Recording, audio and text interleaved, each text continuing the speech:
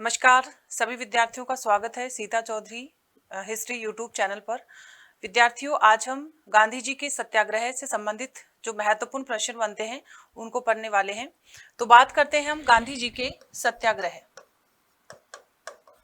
बात करने वाले हैं हम गांधी जी के सत्याग्रह। देखो, सत्याग्रह सत्य के प्रति आग्रह। अर्थ क्या होता है? सत्याग्रह का अर्थ क्या होता है? सत्य के प्रति आग्रह। सत्याग्रह का अर्थ होता है सत्य के प्रति आग्रह। ठीक है।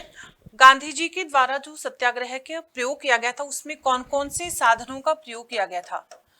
गांधी जी के द्वारा जो सत्याग्रह का प्रयोग किया गया था उसमें कुछ साधनों का प्रयोग किया था, जैसे कि हड़ताल, जैसे कि हड़ताल, जैसे कि हिजरत, जैसे कि हड़ताल, जैसे कि हिजरत, जैसे कि सविनय अवज्ञा, जैसे कि सविनय अवज्ञा। ठीक है। जैसे कि असहयोग। असहयोग, असहयोग का अर्थ होता है सहयोग नहीं करना। सविनय अवज्ञा का अर्थ होता है विनय के साथ आज्ञा का उल्लंघन करना। हिजरत का अर्थ होता है स्थान परिवर्तन, यानी एक स्थान को छोड़कर दूसरे स्थान पर चले जाना। तो गांधी जी ने सत्याग्रह में जिन साधनों का प्रयोग किया था उनके नाम कुछ इस प्रकार से हैं: हड़ताल, हिजरत, सविनय अवज्ञा और असहयोग। गांधी जी ने प्रथम सत्याग्रह का जो प्रयोग किया था, गांधी जी का जो प्रथम सत्याग्रह का प्रयोग था वो कहां पर होता है? बहुत इंपॉर्टेंट प्रश्न यहाँ पे बनता है। गांधी जी का प्रथम सत्याग्रह का प्रयोग दक्षिण अफ्रीका में। गांधी जी का प्रथम सत्याग्रह का प्रयोग कहां पर होता है विद्यार्थियों? दक्षिण अफ्रीका में होता है।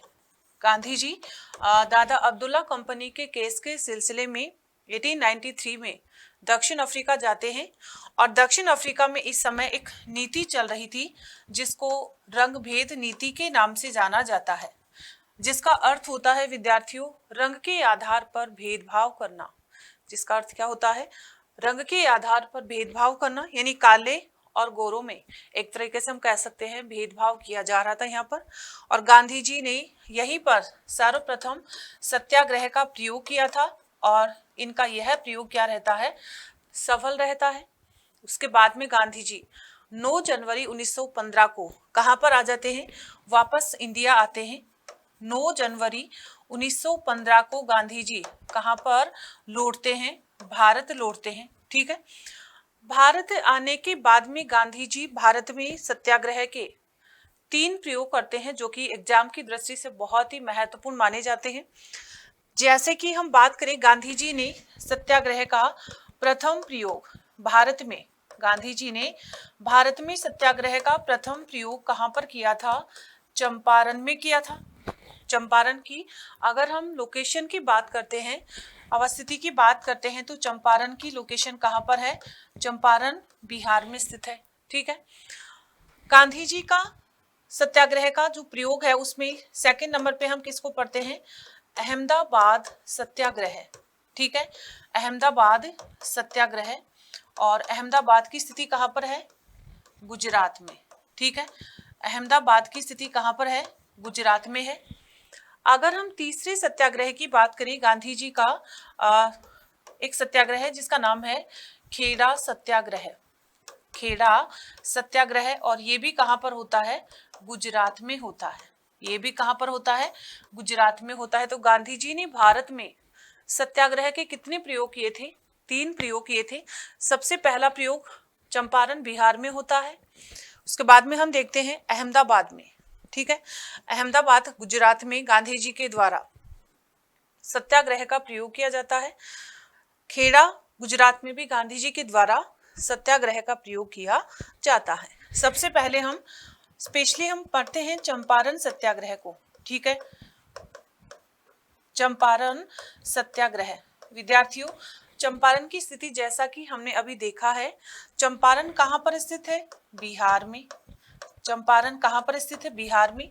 यहाँ पर जो सत्याग्रह होता है 1917 में, गांधी जी यहाँ पर जो सत्याग्रह का प्रयोग करते हैं, कब करते हैं? 1917 में करते हैं। यहाँ पर किसके लिए प्रयोग किया जा रहा था? किसानों के लिए। यहाँ पर गांधी जी किसके लिए प्रयोग करते हैं? किसानों के लिए प्रयोग करते हैं, क्योंकि यहाँ पर किसान परेशान थे एक पद्धति से, जिसको इतिहास में तिनकठिया पद्धति के नाम से जाना जाता है। कौन सी पद्धति के नाम से जाना जाता है? तिनकठिया पद्धति। उस पद्धति का नाम क्या था? तिनकठिया पद्धति, यानी जिसका मतलब होता है भूमि का 3/20 भाग। ठीक है, इसका मतलब क्या होता है? भूमि का 3/20 भाग। एक बार एग्जाम में ये वाला प्रश्न भी पूछा गया था कि तिनकठिया का मतलब क्या होता है, अर्थ क्या होता है? तो क्या हो गया? भूमि का 3/20 भाग। यहाँ पर जो किसान है उनसे जबरन कौन सी खेती करवाई जा रही थी? यहाँ पर किसानों से जबरन कौन सी खेती करवाई जा रही थी? नील की खेती करवाई जा रही थी। अब नील की खेती जिस भूमि में होती है, धीरे धीरे वो भूमि बंजर होने लगती है, अतः किसान ये खेती करना नहीं चाहते थे, लेकिन जबरन अंग्रेजों के द्वारा यहाँ पर खेती करवाई जा रही थी। तो स्थानीय नेता थे जिसका नाम था राजकुमार शुक्ल। स्थानीय नेता जिनका नाम क्या था? राजकुमार शुक्ल। राजकुमार शुक्ल। राजकुमार शुक्ल ने गांधी जी को यहाँ पर आमंत्रित किया और गांधी जी के द्वारा यहाँ पर सत्याग्रह का क्या किया गया था? प्रयोग किया गया था। और यह जो सत्याग्रह रहा था, ये क्या रहा था? सफल रहा था। यह गांधी जी का जो सत्याग्रह का प्रयोग था वो सफल रहा था। गांधी जी का ये भारत में पहला सत्याग्रह का प्रयोग था, ये भी आपको ध्यान में रखना है। इस सत्याग्रह में गांधी जी के जो सहयोगी थे वो कौन कौन से थे व्यक्ति? जैसे कि राजेंद्र प्रसाद हैं, जैसे कि जेबी कृपलानी है, नरहरि पारेख है। ठीक है, ये गांधी जी के इसमें क्या रहते हैं? सहयोगी रहते हैं।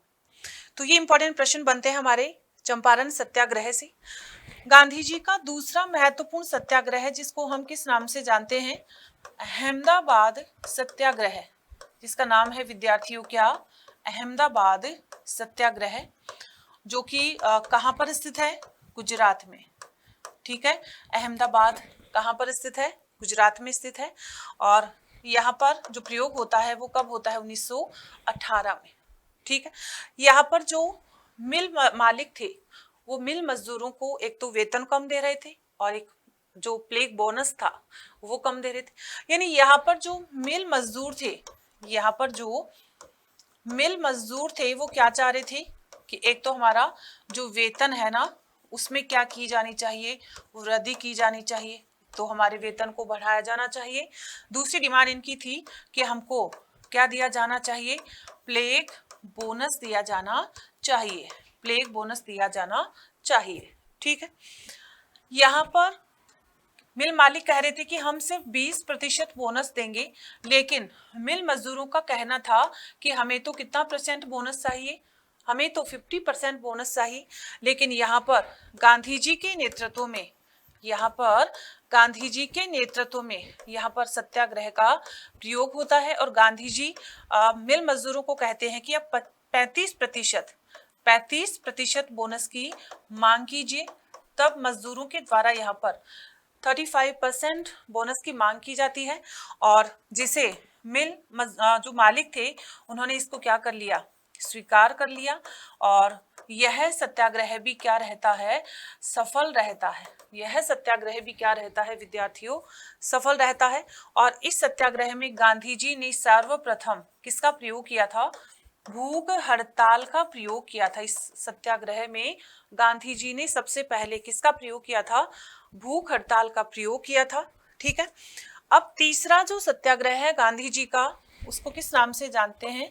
उसको जानते हैं हम खेड़ा सत्याग्रह के नाम से। ठीक है, खेड़ा सत्याग्रह की यदि हम बात करते हैं तो ये इसकी जो स्थिति है वो भी कहाँ पर है? गुजरात में है। ठीक है, और खेड़ा सत्याग्रह कब होता है? 1918 में होता है। खेड़ा सत्याग्रह भी कब होता है? 1918 में होता है। यहाँ पर वापस से कौन है? किसान है। यहाँ पर वापस से कौन है? किसान है। यानी यहाँ पर अकाल जैसी स्थिति बनी हुई थी, अकाल जैसी स्थिति बनी हुई थी, फिर भी यहाँ पर जबरन क्या वसूला जा रहा था? टैक्स वसूला जा रहा था, कर वसूला जा रहा था। इसीलिए जबरन टैक्स वसूला जा रहा था, इसलिए यहाँ पर गांधी जी के नेतृत्व में गांधी जी के नेतृत्व में यहाँ पे सत्याग्रह होता है और यह सत्याग्रह भी क्या होता है, सफल होता है।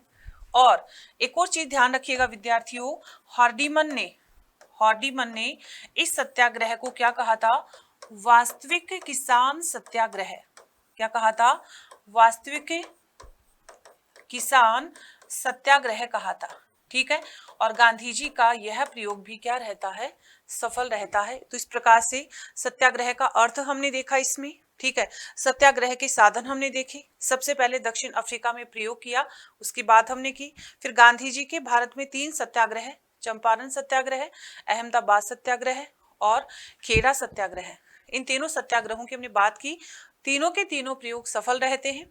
तो ये थे विद्यार्थियों गांधी जी के सत्याग्रह के प्रयोग। तो आज की क्लास में मैंने आपको सत्याग्रह समझाए हैं, उम्मीद है आपको समझ में आए होंगे। तब तक के लिए आगे आपके लिए कुछ और वीडियोज में अपलोड करवाऊंगी। तो मिलते हैं अगली वीडियो में, तब तक के लिए सभी विद्यार्थियों को धन्यवाद।